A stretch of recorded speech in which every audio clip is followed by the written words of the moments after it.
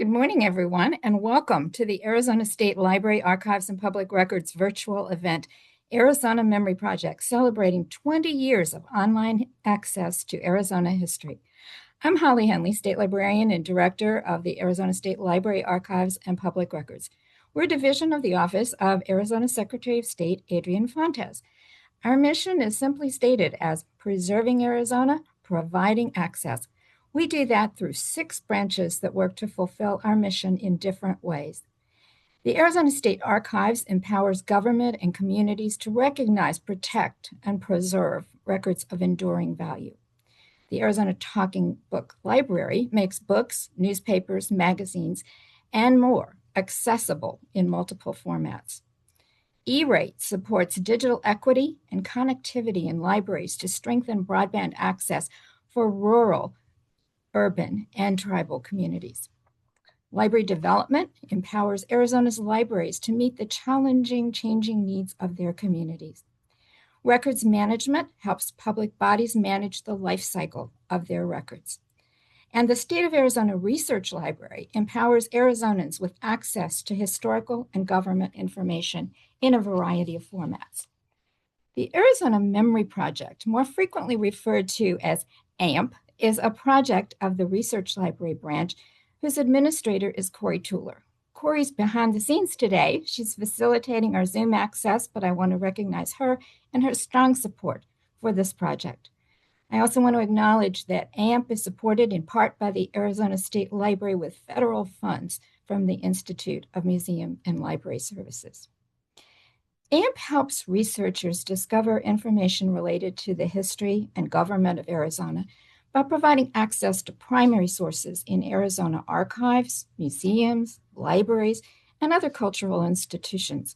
Because the access to government documents, photographs, maps, and multimedia is online, we can help serve information needs of Arizonans 24/7. Just to give you an example of the usage, since July 1, 2022, the average number of users per month is over 32,000. And the average number of pages viewed each month is over 142,000. Just as there are many, many resources in AMP, we're packing much information into the next 55 minutes. Ryan Erfurth, who leads the Arizona Memory Project, will start our time together with highlights from the 20-year history of the Arizona Memory Project. And he'll also discuss collections contributed by the State of Arizona Research Library. Ryan will be followed by Tom Summer, State Archivist and Archives Administrator, to discuss State Archives collections featured on AMP. We will then hear from Stephanie Mahon, Senior Museum Administrator at the Arizona Capitol Museum, speaking as an AMP partner. After announcements of forthcoming AMP events, we'll conclude with a recorded message from Secretary Fontes, whose support for this project we very much appreciate. Thank you again for being with us today and enjoy our celebration. Ryan? Thank you, Holly. So that's a good overview of what we'll be doing. So I'm going to now switch over to my presentation celebrating 20 years of the Arizona Memory Project. All right, looks like we can see our screen. Okay, excellent. This is really about celebrating 20 years of the Arizona Memory Project. I've been with AMP for the last 10 years, so about half of its life. It's seen a lot of changes. I inherited a really good foundation, and from there we just try to make it a little bit better every day. So we're going to go through a little bit of that history and kind of changes we made to the site. If you're not familiar with AMP or haven't been there before, there is the URL there that will get you to the homepage. So starting with the beginning, Arizona Memory Project overview. So very basic, what is it? The Arizona Memory Project is a free, publicly accessible online platform for local institutions and members of the public to contribute content that helps researchers discover information related to the history, government, and statecraft of Arizona. So that's really the point of it. It's there to be a platform where users, researchers, genealogists, anyone who's interested in Arizona history can find a lot of primary sources from government agencies, historical societies, museums, archives, all over the state. So all you need is internet access. I shared the homepage URL before. Also, if you just enter Arizona Memory Project into any search browser, it should be one of the very first search results.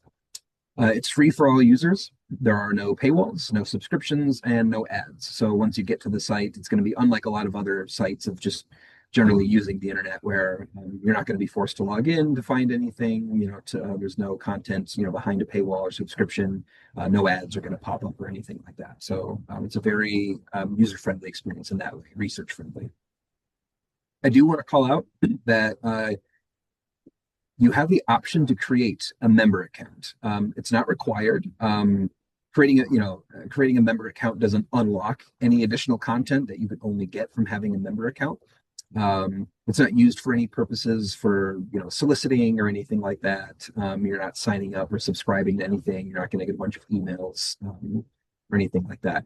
So it's optional, but the benefits that you get from it allows you to bookmark content. So if you find an item that you want to save for later, you can save that and it puts it into a special My Profile section of the site. And you're also able to create personalized custom collections of bookmark content. So if you're doing a research project on the Grand Canyon or family history, you can bundle all of those bookmarks into a collection that you can then access easily when you sign in. So you don't have to recreate your searches or have a bunch of bookmark tabs on your browser. It'll save it within the site. It can also suggest metadata edits. Sometimes, like I mentioned, we're always trying to make it a little bit better every day. So if you notice something that's wrong, it's an easy way to contact us to make sure that we get it right. Real briefly, I'll put it up here, how to create an account. I'll leave this up for just a second. It's very similar to creating any other account that you've created before. The only difference is that instead of the account being created automatically, it does need to be authorized by me or another member of the library staff. It's just basically it's an anti-spam measure just to make sure that someone who is requesting an account is a real person that's going to use it for research purposes and it's not a bot or something like that. But as long as it's on the same business day, we usually catch those pretty fast. So. Okay, here's the fun stuff. AMP history and growth. So one of the things that we have is some of the original documents that were created when predecessors, before my time, were talking about creating something like what became the Arizona Memory Project. So the idea was, hey, there's a lot of institutions throughout the state that have a lot of really good historical collections. I mentioned, museums, historical societies, libraries, archives, but they may not have the resources to put those digital resources online somewhere. A lot of institutions may only have had something like, they have it on a hard drive or it's on their computer somewhere. They don't have backups, things like that. So the idea was, what if there was sort of a centralized place where those institutions could contribute their digitized content that kind of would offer them a place to put those. And so not only does it help those institutions have some online representation for their digital collections, but it also means that users, patrons, have access to that information as well. So they don't, they're able to go to, a single site that has a lot of information. AMP can't have everything, but it has a lot. And so, we want, the idea was to offer, kind of like a hub of information for Arizona history.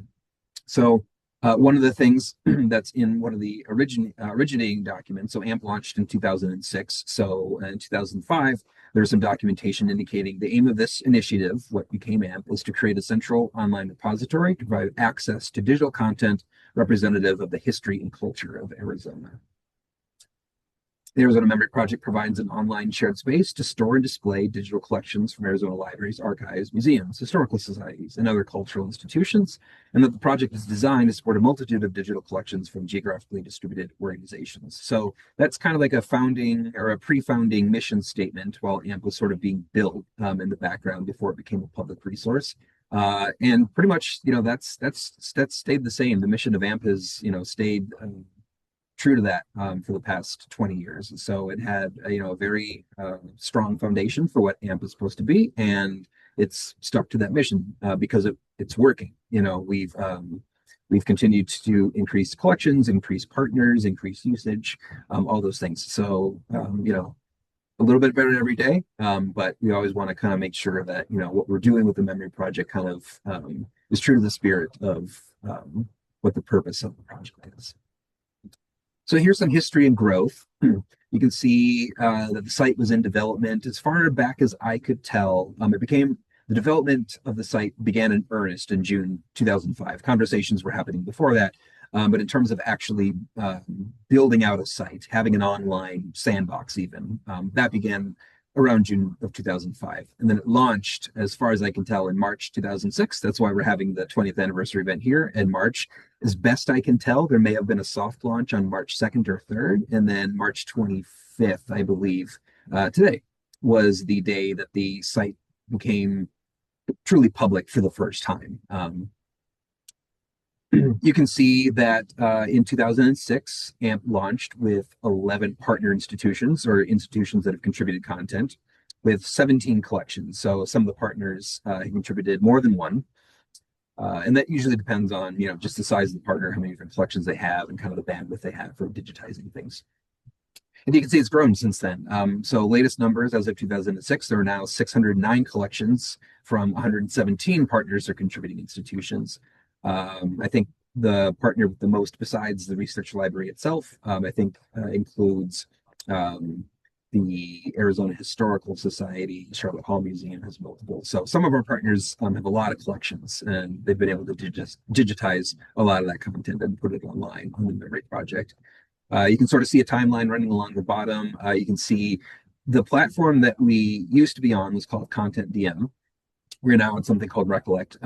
We started a new platform search in May 2016, which is a couple months after I started. One of the things I was tasked with was kind of evaluating the site platform that we were on, kind of the engine that was running the site, to kind of evaluate, are there ways to improve the site, the user experience, just to make sure that, AMP is as good as it can be. So we sort of started searching for a new platform. It was a 5-year process. That's a whole other webinar if anybody really wants to know. But in October of 2021, we had selected a new platform called Recollect. We took a little less than a year to sort of migrate all the content from AMP, hundreds of thousands of items from the old system into the new platform. It took about a year. September 29th, 2022 is when AMP sort of relaunched on the Recollect platform, which is the version that once I start showing the State of Arizona Research Library collections, sort of like a live demonstration kind of what the site looks like now, you'll be seeing the latest version. But thanks to the Wayback Machine, we know what AMP used to look like. So these are just a couple of screenshots from the Wayback Machine, just kind of showing, how many times, a page have been saved. So you can see on that top image, going back to 2006, it saved quite a bit up to 2016. And then on the bottom image, you can see in 2012, there's kind of like, a bit of a shift, a bit of a changeover. 2015 is highlighted because that's when we did that sort of first big change to the site. You'll see what that looks like. So here's the launch site in March 2006. AMP had a different URL then. So now it's azmemory.azlibrary.gov. But yeah, that was the old URL that it launched with. This is the home page. If you went to the memory project in March of 2006, this is what it would look like. So you can see that, some of the language that we still use is there, the Preserving Arizona, providing access, the little logo on the bottom. We still use that, so some things never change. But yeah, some basic language about, it's been established by, the Library Archives Public Records. And there's the mission statement, an online repository for digital collections. So yeah, a little inelegant, but definitely usable. Basic navigation, home search, browse, collection directory. The thing about the Wayback Machine is, it doesn't capture every page. So if you were to click into this, some pages, you might not get there. But yeah, that's how it would look. Different resources on the right. Help, about AMP, preferences, things like that. So that's what it would look like. There was a site redesign, and so under the old platform infrastructure, they did a back-end refresh of what the user end would look like. The back end is a whole other webinar in itself as well.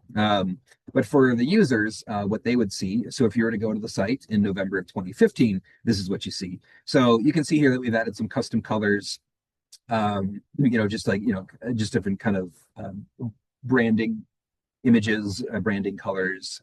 The infrastructure is very similar. Home search collection contributors. We added the ability to sort of put some highlights on that front one, that view collection. You're seeing the Arizona National Forest maps. There's a little scroll thing where you could, scroll through different collections and, kind of the newest collections we would put there just to kind of give them a little highlight. And then some more information. It's just easier to find, like if you wanted to learn more about AMP, if you're interested in contributing, how to do that. And at the time, the branding was a little bit different. Digital Arizona Library. There's still some pieces of that, but at the time in 2015, Digital Arizona Library was kind of like a large banner that AMP was put under. And you can see that the new URL, which is the one that is being used today, that's when that switched. So going into the weeds a little bit, but this has to do with sort of like finding things in ways that we've sort of made AMP a lot more discoverable, searchable, user-friendly. So metadata. So if you're not familiar with metadata, it's just information about information. So the metadata for a book would be something like when it was published, the author, how many pages, what language it's in, things like that. So under the old system, we had one template that handled everything. So you can see this is a screenshot from our metadata guidelines. You can see that it was version 2.5, revised August 2006. So yeah, those have changed over time. So now there's 28 item formats or types of items. I'll kind of go through this a little quickly, but just so you get an idea, we have 13 single item formats. So a book, a map, a document, 12 information items, which would be things like a place where you could sort of bundle all of the single items related to it. So for example, the Grand Canyon National Park, that's a place hub that we have. And we've got photos, maps, handwritten documents, journals, things like that. And we also have 3 story item formats. Those are a little less used, but you'll see what they look like in a second. So you can see that the single item formats that we have, those are the ones that are included. So, because remember, the old AMP, a single metadata template had to handle all of these. And so there's going to be metadata for maps that just don't exist for a book or a document or an object. You'll hear from, the Arizona Capitol Museum. They sort of had to, fit all their metadata into a single template for objects. But then there was a bunch of other things that they didn't need. And so it was kind of, it didn't quite work. So now each of these represents a different template that are customized for the item type. Information item formats. So these are those hubs. So you can have an event, where you can sort of link any other information item and any single item to that event. So it keeps people from having to, go click 50 places. They can click in one place and find out all the stuff that's in AMP related to that event, for example. And then we have story item formats. These are kinds of, we have a handful of these are used a little bit less frequently, but we've got exhibition. We're working on one right now, actually. Narratives and timelines. So these work more like narrative storytelling versus, a single map is a map and that tells a story in itself. But we can use that map as part of a timeline saying like, oh, here's how, for example, Arizona's counties have changed over time. Arizona started with 4 counties, now there's 15. We've got maps that show the different counties that are being changed over time. So we can put that into a timeline and you can sort of see that progression over time. Here's the map of AMP contributing institutions. So you can see it's all over the map.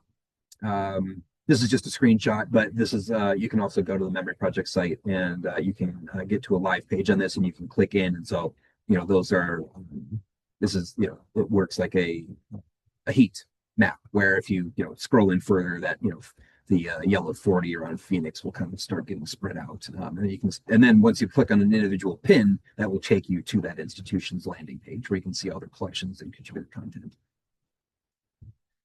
Okay, I'm a little short on time, so I'll go through this a little bit quickly. But part 3, just so an idea of launch partners and collections. I'll go through some of these, but ourselves, we started with a good 5, all related to government documents. Arizona State Archives, you'll hear from Tom in a little bit. He'll talk more about their collections, but one of their original collection was Arizona State Archives photographs. There's about 26,000 of those. Arizona Capitol Museum, you'll hear from Stephanie, their USS Arizona Silver Service collection. was their original launch collection. Arizona Historical Society, we've got two from them. ASU Library, we had a collection from about Senator Barry Goldwater. Medallion papers from the Arizona State Museum in Tucson. Jerome Historical Society offered Men, Mines, and Money. Navajo County Historical Society, they had some collection highlights collections. Same with Oak Trails Museum up in Winslow. Pueblo Grande Museum, basketry collection. And the Show Low Historical Society had their collection highlights and some world histories. And real quickly, these slides will be shared, but I usually like to, plug the social media that we have. These are for everything for the State of Arizona Research Library, not just the Memory Project. But yeah, we've got some handles there. Some of you may be already following it. And again, this will be uploaded to AMP later, both as a video and a slide deck. So you'll be able to click these links. I'll leave this up for a moment. But you can always contact me if you have any questions about the Memory Project. And if you have a larger research question that's bigger than just AMP, you can go to our LibAnswers. And if you go to our website, there'll be a big button that says Ask a Question, and you'll be able to.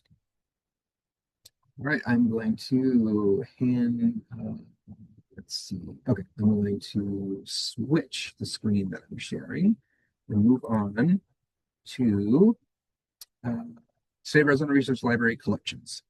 Okay, so here's the main page. I will point out that I am logged in as sort of a Sandbox AMP member. So that way, if you do create a member account, you'll see that there's a My Profile collection over here, just so you have an idea of if you do create an account, that will sort of open up for you. And so that way, everything that I'm showing you here, you can see what it'll look like if you do create an account. Again, there's no content being paywalled or put behind like a login or anything like that. So everything that I'm clicking into, you'll be able to click into. The main difference is whether or not you'll be able to bookmark things and have it show up on my profile. So here's the homepage.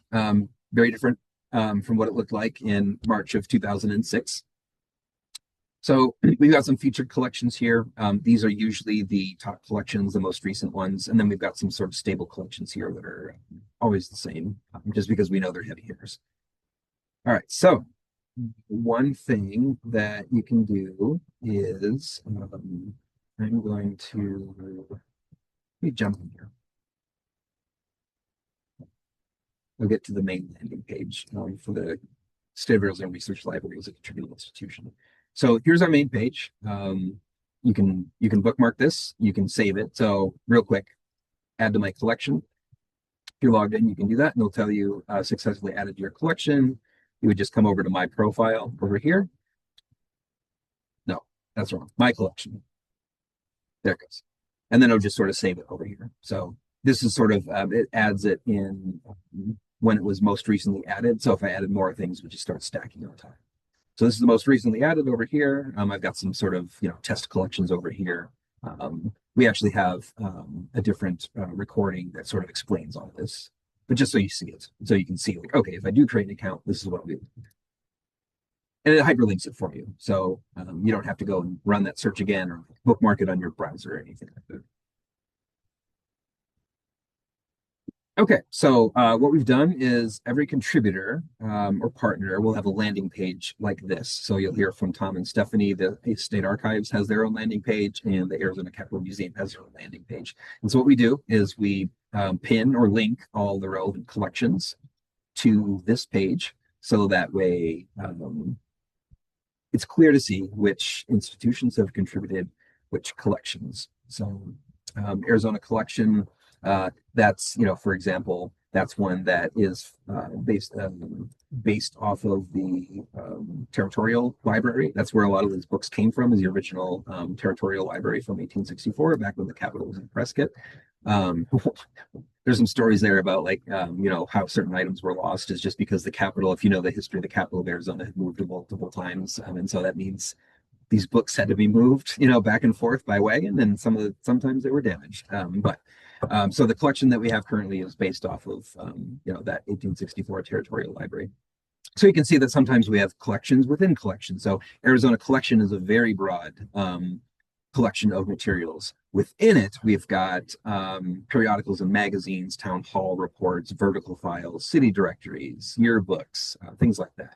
And we also have sub collections. If you're familiar with the Dewey system, sometimes people will search using that, or they know the Dewey number on the book that they're looking for, but maybe not the title. Sometimes people only have pieces of information. So here's a way to just kind of, again, help people find things in different ways. And here's some kind of just kind of, random documents. So yeah, so that's one of them. We also have Arizona Historical Digital Newspapers. On that history and growth slide.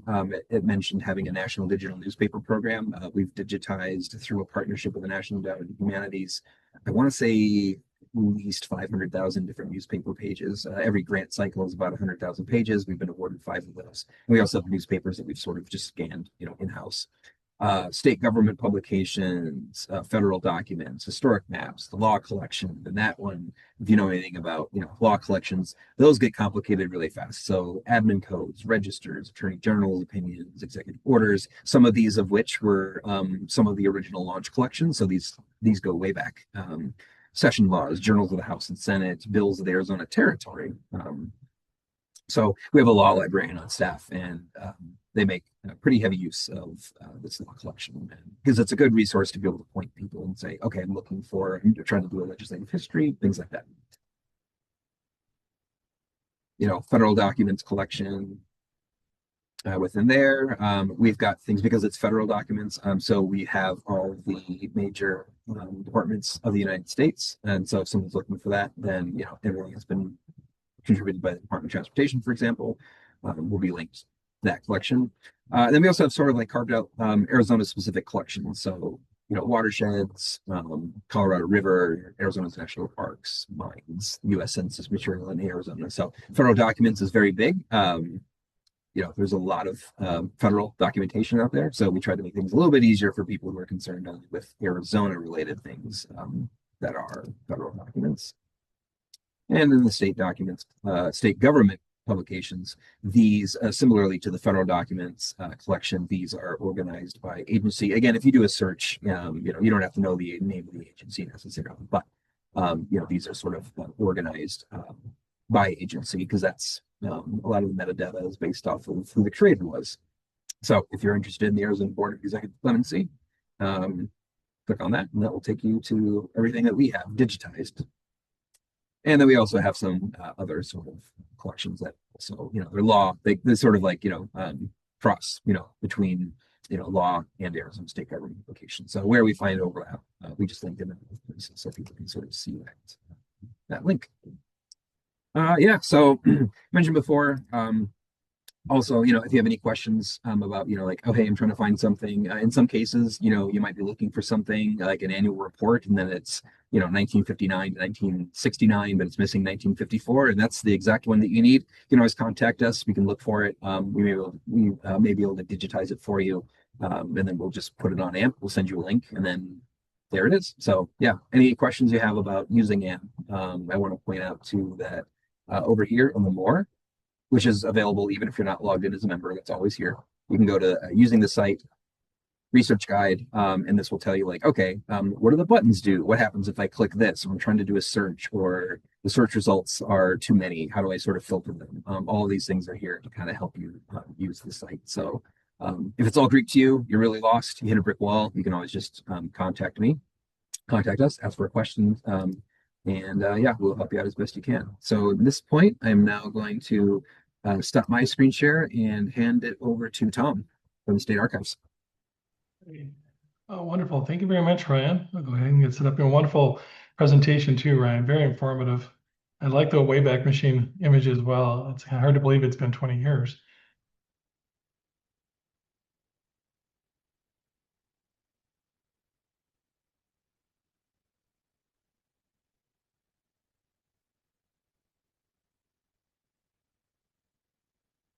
Okay, how's that look?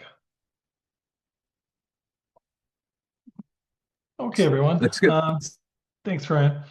Well, greetings. My name is Tom Summer. I'm the state archivist and archives administrator here at LAPR. I'm very excited to meet everyone here today and to be able to be invited to talk about the Arizona State Archives. In fact, specifically, I'll be speaking to you about the Arizona State Archives collections that are stored within the Arizona Memory Project. One of the many tools that our patrons utilize during their historical research is the Arizona Memory Project. This digital asset management system provides access to primary sources like government documents, photographs, maps, and even some objects, all of which showcase the rich and historically significant past of Arizona. The impact of AMP is found in the ease of discovery and access to various items within the Arizona State Archives. In fact, in the last 20 years, AMP has kept adding scanned items to a special collection entitled State Archives. Now, this landing page includes a list of scanned items from government record collections, manuscript collections, photograph collections, architectural renderings, oral histories, and even historical maps. Let's get started by looking at the collection Arizona Historic Railroad Towns. It includes both maps and photographs related to the railroad history in Arizona. If you go into it, you can see here's a photograph of a bird's eye view of the town of Clifton. And a lot of these images, although they're JPEG, they have a lot of great detail on them. So I know that a lot of patrons like to utilize their photographs during their research in the state archives. In fact, the scans of the photographs are not only in JPEG format, but a patron only needs to look to the bottom right side of the screen on the right navigation bar in order to locate the photograph's identifier number. Specifically, that number will help the reference archivist locate the photograph in our own collections. And depending on the type of use, the reference archivist will walk you through the process of acquiring a photograph. And we get them for educational purposes. Sometimes they're for publications, sometimes they're for personal use, sometimes they're for commercial. So we have a list of different pricing for each situation. So, and the reference archivist is more than happy to walk you through it to see what the final charges would be depending on the situation. Here's another scanned photograph that we have from the Tempe History Museum. It is of the collapse of the Santa Fe Railroad Bridge around 1905, which is pretty spectacular. One of the big issues are obviously out west are land issues and water issues. And even in Phoenix, there could be floods, as we know. And back in 1905, this was quite a disaster. But obviously they bounced back from this. But this is just one of the reasons why I love archiving so much. You can basically, you're looking at a time capsule when you get into AMP. You get to see these wonderful photographs that tell a story. And this story tells you about what life was like back in 1905 on the east side of Phoenix. Another collection at AMP that relates to the resources within the state archives is the collection entitled Arizona State Archives Historic Maps. It's a wonderful collection of historic maps, and they paint a picture of the various human experiences in Arizona. For example, here's a scan of a map of the Mormon settlement in southeastern Arizona. It is from the year 1880, 17 years after the establishment of the Arizona Territory. One can see how this group of people made their way from the Salt River Valley to the San Pedro and the Gila Rivers. It even shows the Mormon Battalion route down through southeastern Arizona, making their way from central Arizona to Tucson, Benson, Hereford, and beyond. Now here's a map of the various railroad routes throughout Arizona in 1955 already. This comes from the collection Arizona Highways magazine. As you can see, one of the main impacts in the West was the railroads, of course, and opening up the West. And as you can see, by 1955, there was a lot of railroads already crisscrossing Arizona. Now, one of the most accessed areas of the state archives is our photograph collections. Currently, we have over 82 photograph collections in the state archives. In fact, the history covered in our photograph collections dates to 1863 when we became the Territory of Arizona, covering various peoples, places, and landscapes in the history of Arizona. There are about 90,000 images total. They include photographs, slides, negatives, glass plate negatives, tintypes, transparencies, and postcards. Here's just a few more photographs that patrons can access in order to learn more about the rich history of Arizona. This is a photograph from the Arizona Office of Tourism collection. It is of an ancient Indian ruin located at Wapatki National Monument in Coconino County, Arizona, and it's dated from 1980. Here's a photograph of traditional Indian dancers in Prescott, Arizona, and it's also dated in 1980. Here's a photograph from also from the Office of Tourism. It depicts Mexican dancers at the Arizona State Capitol in Phoenix. It represents the rich and varied culture in Arizona, traditions dating back to Mexico and New Spain. Here's a photograph of the Vulture Mine near Wickenburg, Arizona. It's dated in 1980. As we know, there are mines all across the state of Arizona, and we have a lot of great photographs of those mines, and this is just one of them, and very detailed too. Here's a photograph of the first governor of the state of Arizona, George W.P. Hunt. He is presenting his inaugural address on Arizona Statehood Day in 1912. Here's a photograph of Monument Valley taken in 1917. The photograph is from the W.H. Hopkins and Dolph Andrus collection. I just thought that it was just such a timeless photograph that you could see there. Just really a sign of the times, as it were, from 1917, and seeing the beautiful mesas out there. So you can get some really incredible photographs, some iconic photographs from our photograph collections. Here's a photograph of Governor Bruce Babbitt posing with Hopi dancers at the Arizona State Capitol in Phoenix. It was taken in 1978. Here's another photograph from the Arizona Office of Tourism collection. It depicts a work of art from the Heard Museum right here in Phoenix. It's dated in 1984. There are over 100, in fact, there are over 160 manuscript collections in the state archives. And here are some digitized documents from them. This is a scanned image of Governor George W.P. Hunt's signed oath of office document. As you can see, it comes from the George W.P. Hunt manuscript collection. And the records date from 1859 to 1940. And you can see it's dated here, February 14th, 1912, which was our statehood day, Valentine's Day, of course. It's signed by the governor, as you can see, and the Chief Justice of the Supreme Court for the state of Arizona. Now, a really neat area that I really like in AMP here is this is a popular collection in the state archives called the Jane Carl Collection. It contains many mid-century modern architectural renderings. In 1941, Jane Carl went to Columbia University, where she studied art and landscape architecture. She would later move to Phoenix in June 1956. She started a business with her husband. They called it Carl Visuals. Jane spent a lot of time providing architectural renderings to various developers in the area, developers like Del Webb. Here is one of her renderings. It's entitled Baby Blue Sloped Contemporary Ranch. I know we've all seen these styles around town here in Phoenix. And here's another scanned rendering entitled Red Tile Roof with White Stucco. As you can see, Jane was incredibly talented. She could draw many architectural styles that represent Arizona homes in the 1950s to the 1980s. And you can still see these styles all around Arizona today. Timeless designs. Another very important, insightful type of collection in the state archives are the oral history collections. Oral history interviews are the type of primary source material that gives the listener a firsthand account on the life of an individual or group of individuals, painting an accurate picture as to the perspective and motivations for various activities in one's life, like what motivated them, why did they move there, what made them want to become the next mayor of an Arizona town. You will learn exactly the why behind the who. Here's just some of the oral histories collected in the state archives. This one is a collection entitled San Luis Takes Its Place in Arizona History, the Migrant Worker Experience. It provides a unique part of Arizona history, the migrant worker experience. It includes interviews of both Mexican and Anglo-American workers who settled in Yuma County. And a lot of the interviews are in audio format. However, the Harvey Dietrich interview includes a video version.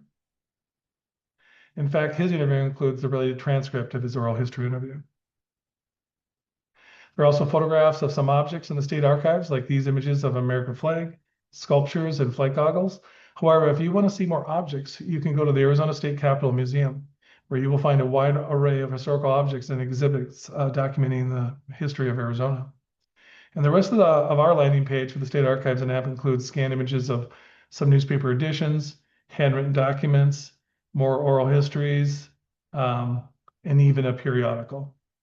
Thank you for giving me the opportunity to speak about the Arizona State Archives and the Arizona Memory Project today. Thank you.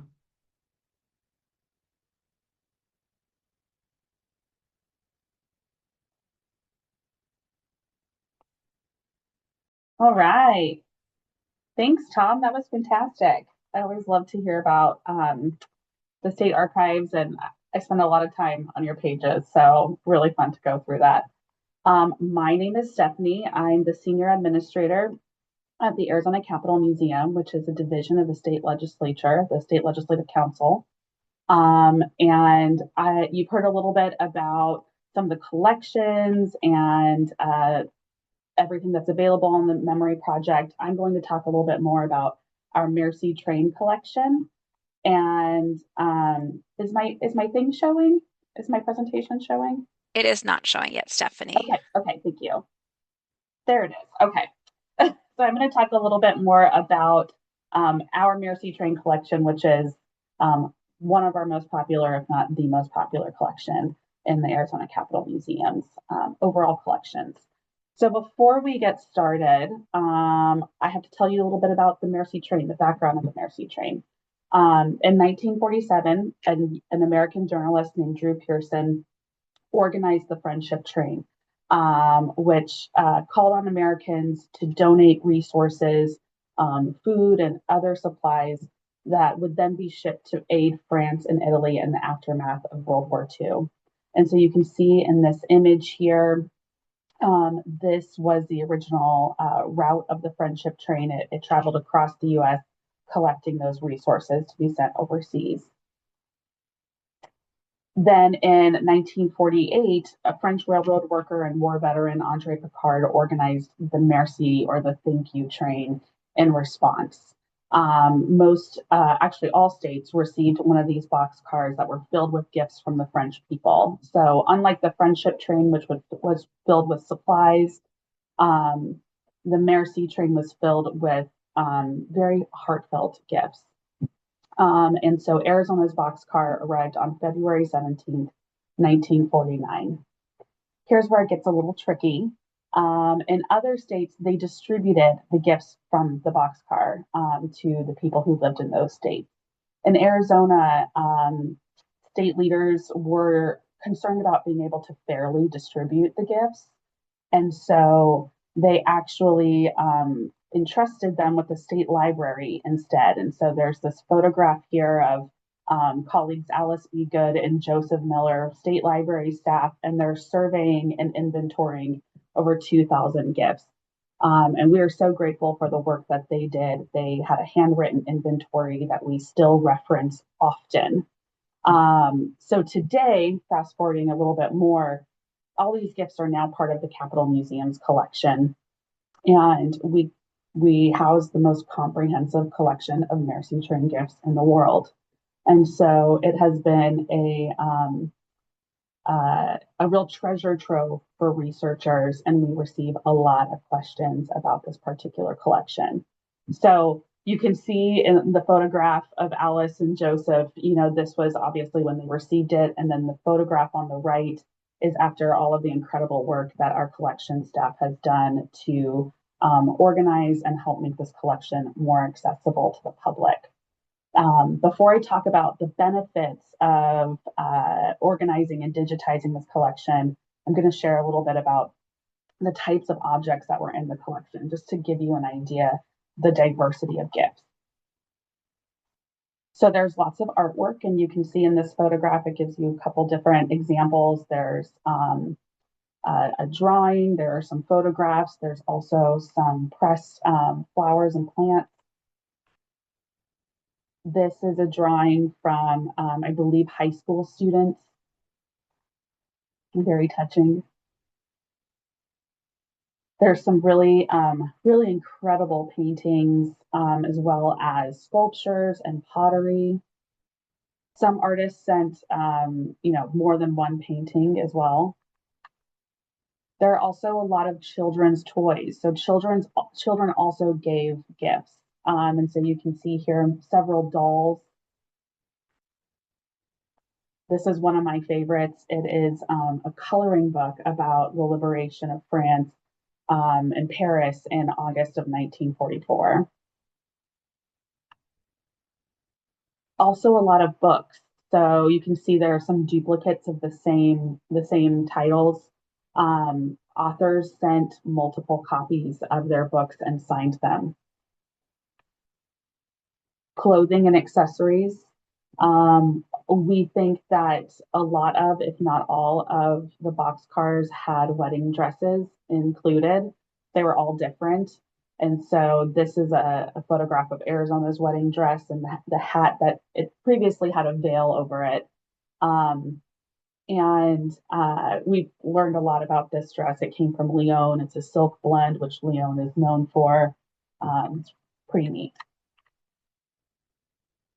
Here are some scarves and belts. A really beautiful purse that I just think is so cool. Lots of objects related to the military. There are a couple of firefighter helmets. One was given by the daughters of a firefighter who had passed away. So it just gives you an idea of how incredibly thoughtful some of these gifts were, and really from the heart. Trench art too, different pieces of art that are made from various types of artillery. Housewares, so there are cases where there's, one teacup, there's a handful of ashtrays, even a lamp. And also promotional materials. So, in addition to expressing gratitude, the people of France were also trying to let folks know that France is open for business. We're ready to see tourists again. And so, well, the poster on the right, it's in French, but the one on the left, or not what you see on the left, those are books, and they're all in English. They're all intended for an English speaking audience.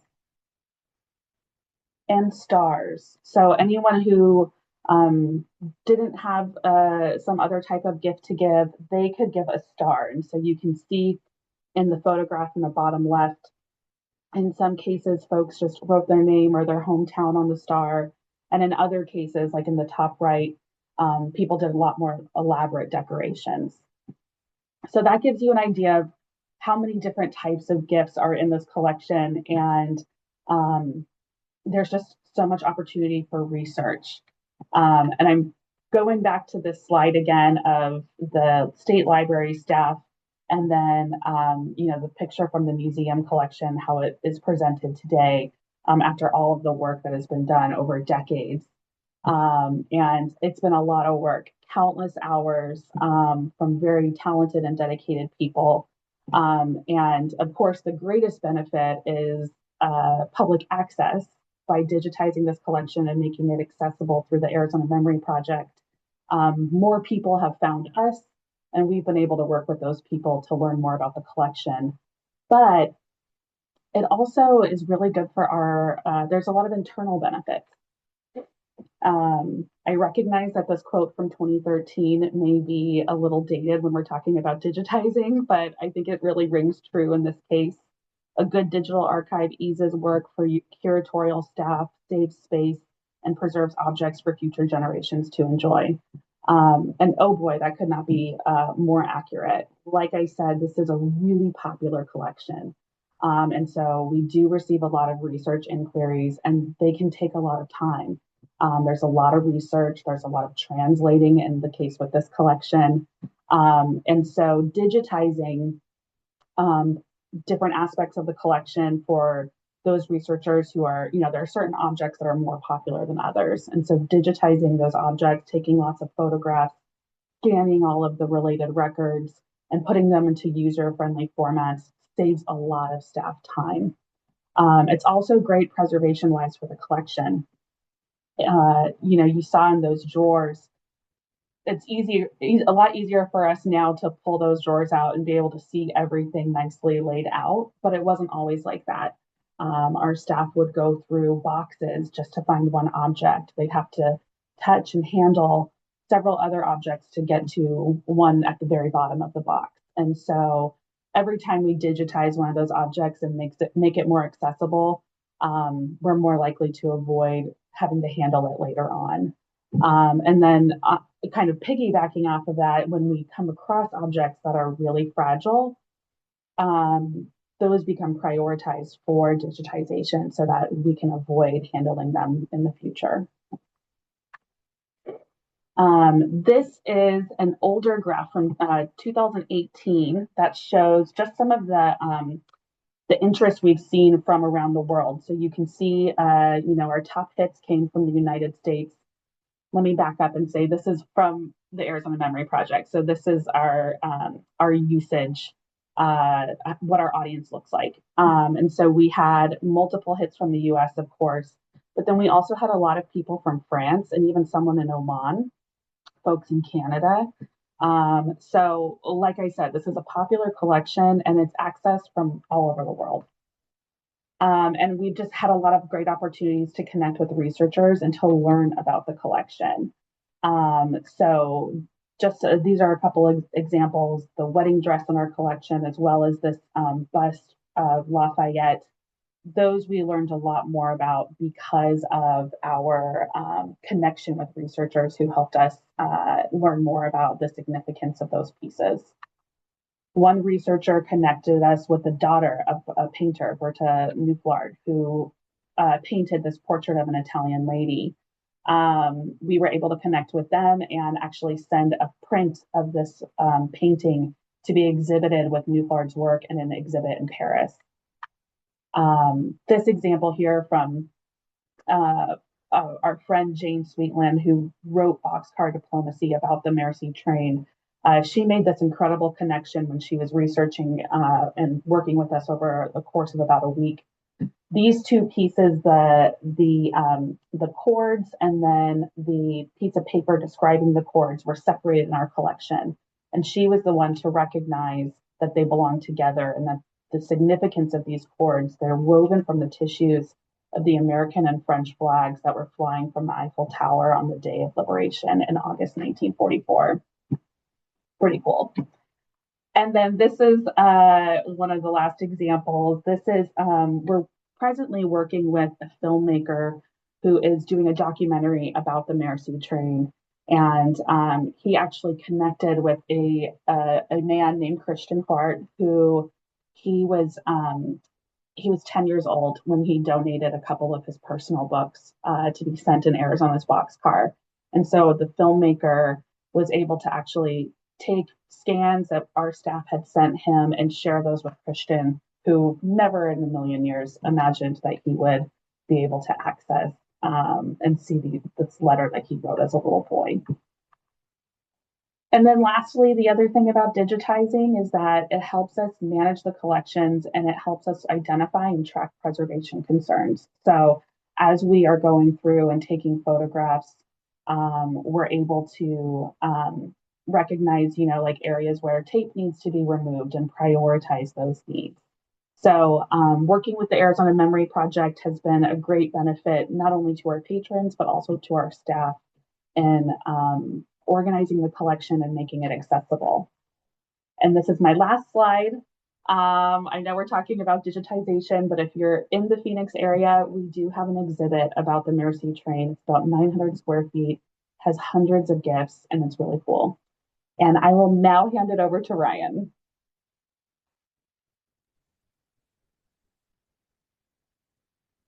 Awesome. Thanks so much. So yeah, thanks to Tom and Stephanie for sharing a bit about their respective collections that they have on the Memory Project. So next I'm going to move over to some future events that we're doing for the remainder of the year. So let me real quick start sending my screen.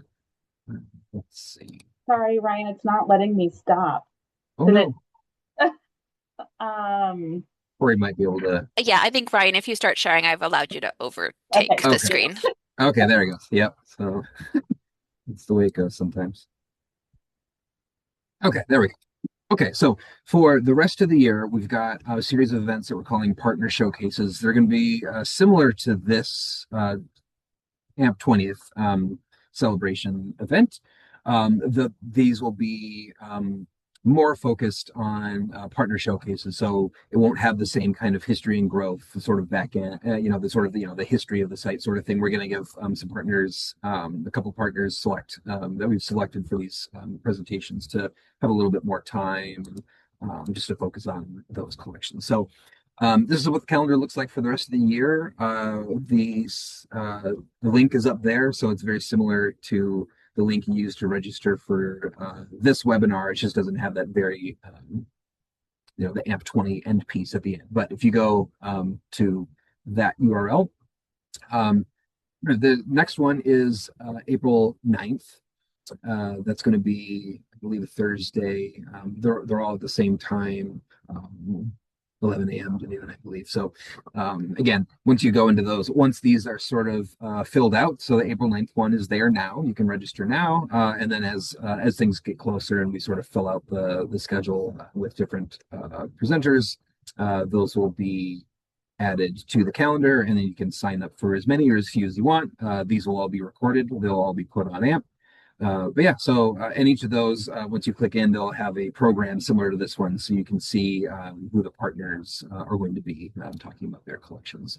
And again, if you have any questions, I'll leave this up for a moment. You can always email me if you want to know, anything at all about, yeah. Okay, cool. So with that, we are going to close out the webinar with a video, pre-recorded video message from Secretary of State Adrian Fontes. Hi, everybody. Adrian Fontes, Arizona Secretary of State, here to help you close out this 20th anniversary of the Arizona Memory Project, which is online access to Arizona's history. Now, this is an important part of what Arizona is all about. It's important for genealogists, folks in the law, students, and the general public. You know as much as I do, if not more, about why this is incredibly important. And I continue to learn about the Memory Project even 4 years into my term as Secretary of State. But the reality is this. Folks like you who are contributing and continuing to promote the Arizona Memory Project expand the base of knowledge for our body politic, for our people, and continuing to communicate the value that the Arizona Memory Project has out and beyond these sorts of seminars is incredibly important. So get out there and cheerlead for the resources that are so incredibly valuable and offered here now for 20 years from the Secretaries of State's office. And I want to make sure that I get this right. So this has been brought to you by the Arizona State Library, Archives, and Public Records, a division of my office, but with funding from the Library Services and Technology Act grant that we get from IMLS. The Institute of Museum and Library Services. We get caught up in our alphabet soup here in the government. But again, thank you so much for attending. Thank you for being with us. And thank you for what you do to continue to maintain an open door into the knowledge and information that not only create and preserve Arizona's real value in so many areas, but continue to promote the use of free knowledge and information into the future. I'm Adrian Fontes, Arizona Secretary of State, thanking you and thanking the Memory Project for 20 years with wishes for at least 20 more.